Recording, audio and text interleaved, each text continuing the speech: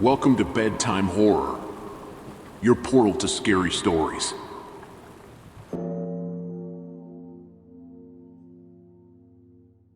It was a biting winter day when my friend Jake and I decided to venture deep into the mountains, a place we'd only explored during the warmer months.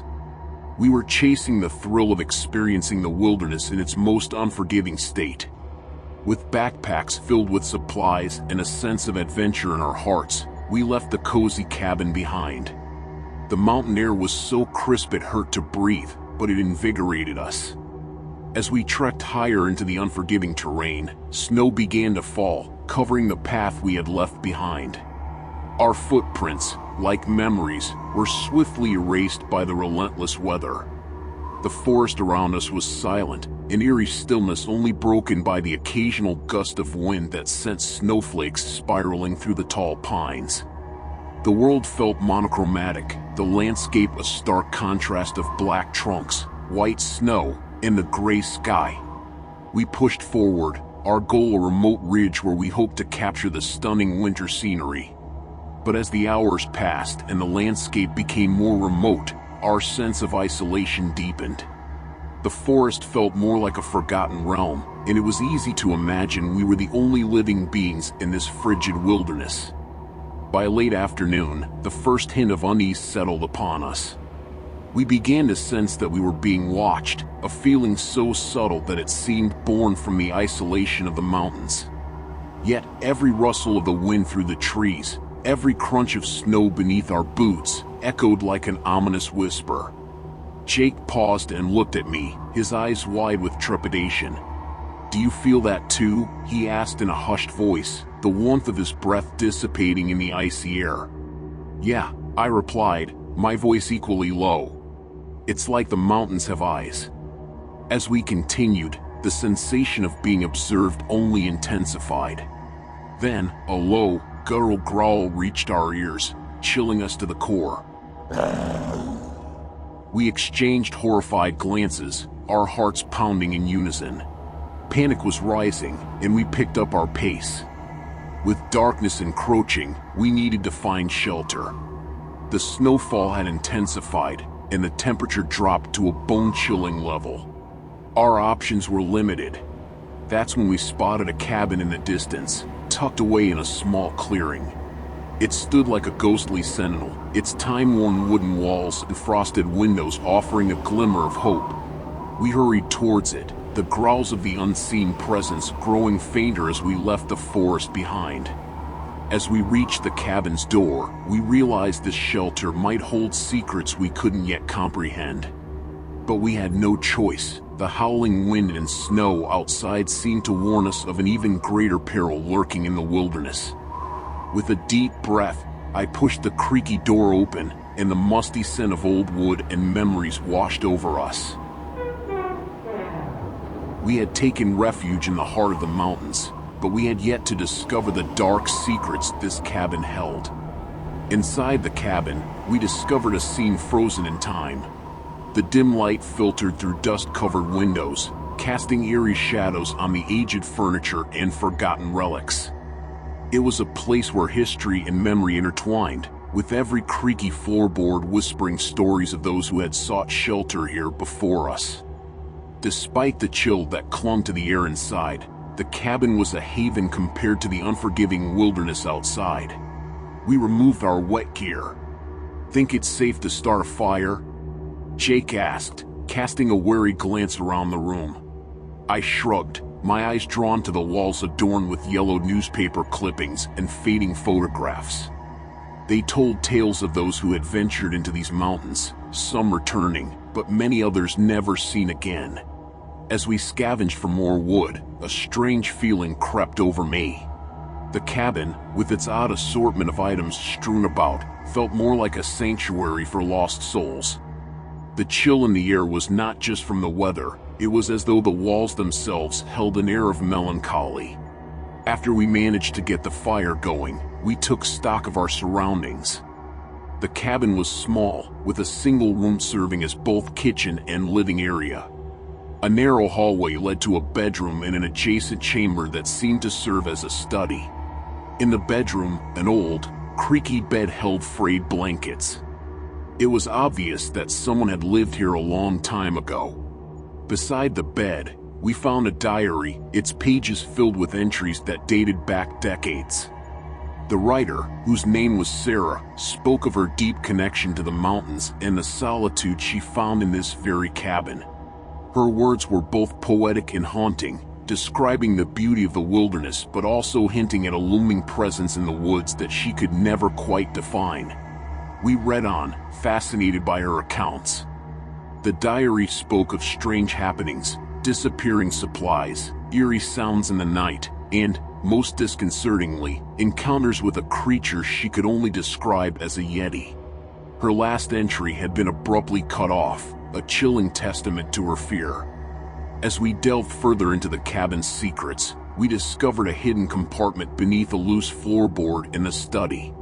Inside, we found aged journals, crude sketches of the mountains, and a detailed account of strange footprints found around the cabin. It was as if Sarah had become obsessed with these mysteries, a prisoner of her own curiosity. But our exploration was cut short when the growls from outside returned, louder and more menacing. We rushed to the windows, but the snowfall had intensified, obscuring any view of what lurked beyond. The sense of being watched, of an unseen presence lingering in the wilderness, had returned with a vengeance. "We can't stay here," Jake whispered, his face etched with fear. "We need to leave now." As we bundled up, preparing to venture out once more, a heavy thud against the cabin's walls sent shivers down our spines. We darted towards the front door, our breaths visible in the frigid air. The growls turned into an unearthly howl, as if the creature outside had sensed our intent to escape. The door swung open, revealing a wall of white, a blizzard in full fury. We hesitated, torn between the terror that lay within and the unknown horrors of the snow-covered wilderness. Our choices were limited, and neither seemed promising. But we had to make a decision, and quickly. Should we stay in the eerie cabin with its chilling secrets, or face the merciless yeti that lurked in the howling blizzard? The mountains held more secrets than we could have ever imagined, and the winter had only just begun. Trapped between the enigmatic cabin and the relentless fury of the blizzard, we had no choice but to face the unknown horrors that lay beyond the door. Fear gnawed at our hearts, and the diabolical howls of the unseen yeti sent shivers down our spines.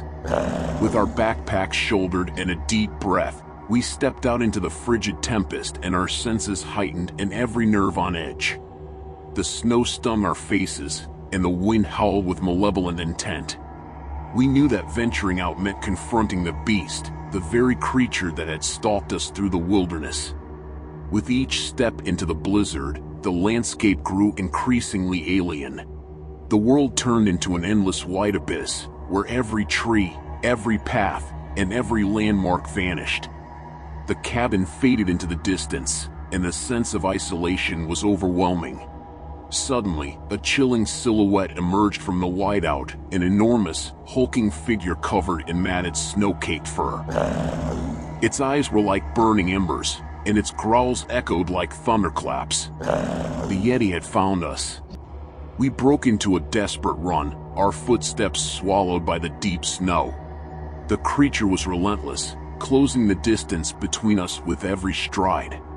We felt an enormous fear, but our determination to survive was just as strong. Our only hope was to find shelter, any refuge that could shield us from the monstrous predator. We stumbled through the blinding snow until we came upon a massive rock formation. Desperation lent us strength as we climbed it, seeking any nook or crevice to escape the creature's grasp. But the yeti, with its primal determination, was right behind us. As we clung to the rocks, it swiped at our heels, causing blood to stain the pure snow beneath us. We kicked the beast in the head, and it roared in pain, a guttural sound that reverberated through the mountains. The standoff seemed to last an eternity, until we realized the creature was no longer the sole threat. More yetis emerged from the blizzard, surrounding us, their fiery eyes like malevolent stars in the white sky. We had stumbled upon their territory, and there was no escape. Cornered and wounded, we backed against the unforgiving stone. The chilling reality of our situation set in. We were trapped, surrounded by these monstrous beings, with no hope of rescue. Fear and exhaustion had brought us to the edge. But just when it seemed that all hope was lost, a deafening roar resonated through the mountains. The surrounding Yetis turned, their attention drawn to the new threat. Emerging from the blizzard came a massive, ancient creature, a towering figure with fur as white as the snow, but eyes that gleamed with wisdom. This colossal Yeti faced off against the others, engaging them in a battle that shook the very mountains.